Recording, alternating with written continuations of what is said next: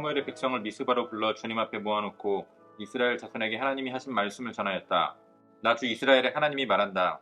내가 이스라엘을 이집트에서 데리고 올라왔고 내가 너희를 이집트 사람의 손과 너희를 학대하던 모든 나라의 손에서 건져내었다. 그러나 오늘날 너희는 너희를 모든 환난과 고난 속에서 건져낸 너희 하나님을 버리고 너희에게 왕을 세워달라고 나에게 요구하였다. 좋다. 이제 너희는 지파와 집안별로 나 주 앞에 나와 서거라.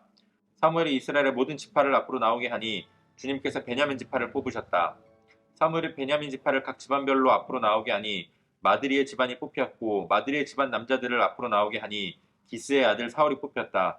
사람들이 그를 찾았지만 보이지 않았다. 그래서 사람들이 다시 주님께 여쭈어 보았다. 그 사람이 여기에 와 있습니까? 주님께서 말씀하셨다. 그는 짐짝 사이에 숨어 있다.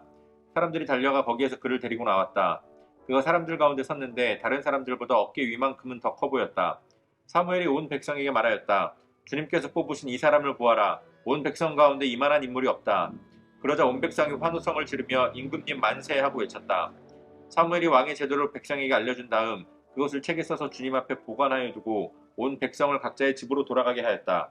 사울이 기브아에 있는 자기의 집으로 돌아갈 때에 하나님께 감동받은 용감한 사람들이 사울을 따라갔다.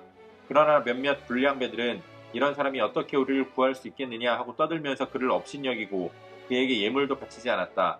그러나 사울은 못 들은 척하였다. 아멘. 5월 23일 월요일 오늘의 매일 성경 본문 말씀은 사무엘상 10장 17절로 27절까지의 말씀입니다. 이스라엘 백성들은 하나님께 왕을 요구했고 하나님은 그들의 요구대로 왕을 세워주셨습니다.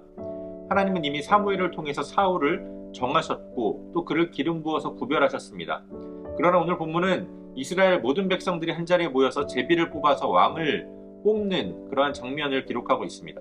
하나님은 사무엘을 통해서 그 모든 과정을 진행하기에 앞서서 하나님께서 어떻게 그들을 출애굽시키셨고 어떻게 모든 고난과 환난 가운데서 그들을 건져주셨는가를 말씀하시면서 그럼에도 불구하고 하나님을 거부하고 왕을 세우기를 원하는 그들의 모습을 지적합니다. 그러나 그 모든 말들을 듣고도 모든 백성들의 관심은 오직 왕에게만 있는 것 같았습니다. 비록 그들이 하나님을 거부하고 하나님의 통치를 거부하고 왕을 세워달라고 요구했지만 왕을 세우기를 허락하고 또 왕을 세우는 모든 과정은 하나님께서 주관하십니다. 하나님은 이미 사무엘을 통해서 왕이 세워졌을 때 그들이 겪게 될 여러 가지 문제점들과 여러 가지 어려움들을 경고하셨습니다. 그럼에도 불구하고 백성들은 하나님의 통치를 거부하고 왕을 계속해서 요구했습니다. 그렇지만 하나님은 이스라엘을 버리지 않으시고 왕을 세우는 모든 과정을 직접 주관해 주십니다. 그들은 제비를 통해서 왕을 뽑았지만 단순히 운에 기대서 왕을 뽑은 것이 아니라 하나님께 묻는 우림과 둠밈을 사용해서 제비를 뽑았습니다. 그리고 그 제비를 통해서 하나님께서 이미 미리 정하신 사울이 뽑히게 된 겁니다.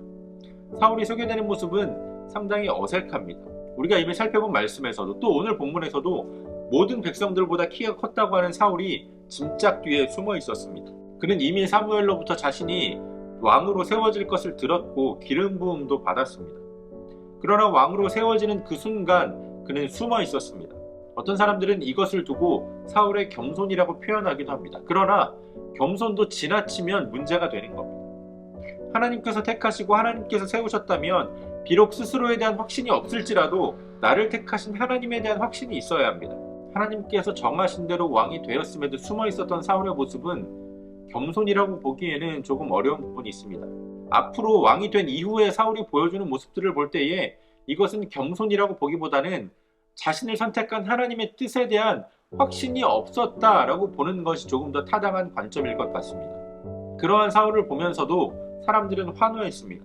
사무엘은 이미 신명기 17장에서 하나님께서 주셨던 왕에 대한 규례를 다시 한번 백성들에게 보완해서 설명하고 그것을 책에 써서 성소에 놓아둡니다.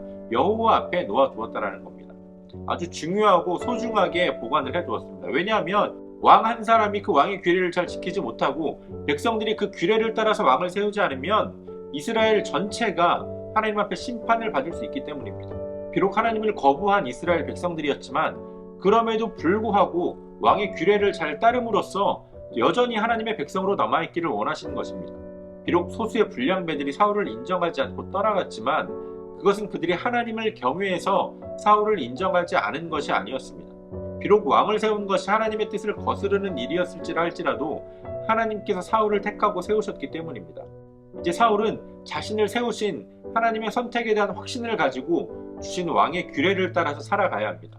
이스라엘이 스스로의 선택으로 한쪽 문을 닫았지만 하나님께서 다른 쪽 문을 열어주시는 겁니다. 하나님은 오늘 우리에게도 동일하게 역사하십니다. 때로는 우리의 부족함으로 우리가 스스로 한쪽 문을 닫을 때가 있지만 그때마다 하나님은 다른 쪽 문을 열어주십니다.